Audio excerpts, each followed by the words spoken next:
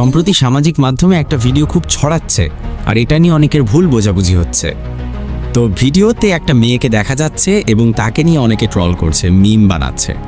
আবার কেউ কেউ ভিডিওটাকে ভুলভাবে বুঝিয়ে নিজেদের কাজে লাগাচ্ছে।